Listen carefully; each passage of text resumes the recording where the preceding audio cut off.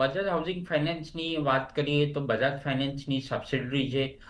એનો જે બિઝનેસ છે એ હાઉસિંગ ફાઇનાન્સનો બિઝનેસ છે.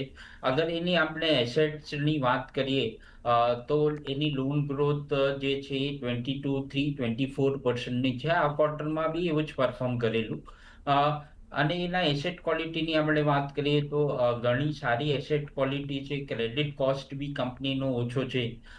અને આ જે હાઉસિંગ ફાઇનાન્સ સેક્ટરની આપણે વાત કરીએ તો આ વર્ષમાં એ લોકો એક્સપેક્ટ કરે છે કે 22-24% AUM ગ્રોથ થાય. તો આ લેવલ પર અગર બજાજ હાઉસિંગ ફાઇનાન્સની આપણે વાત કરીએ તો રીઝનેબલી વેલ્યુડ છે. અહીંયાથી સારું રિટર્ન આપ્યું છે, પણ તમારો ભાવ ઘણો ઓછો છે. તો સલાહ રહેશે કે આ લેવલ પર થોડી એવરેજ કરવી જોઈએ. ઓકે, તો હમણાં થોડું એવરેજ કરી લો એટલે તમારો કોસ્ટ બહુ નીચે આવી જશે. પણ નિશિતભાઈ, ક્વિકલી મને લેવલ્સ જણાવો અત્યારના. ઓફકોર્સ એવરેજ તો કરી લેશે, પણ કયા ફર્સ્ટ લેવલ્સ દેખાઈ રહ્યા છે તમને?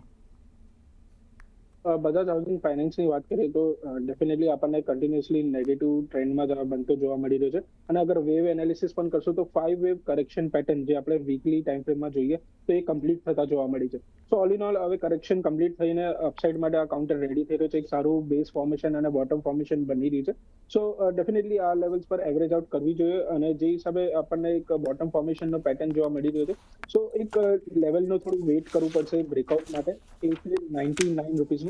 જેવું આ કાઉન્ટર 99 ના અબાઉ જશે ત્યારબાદ આપણને ફ્રેશ રેલી પણ જોવા મળશે 120 થી લઈને 130 સુધીની.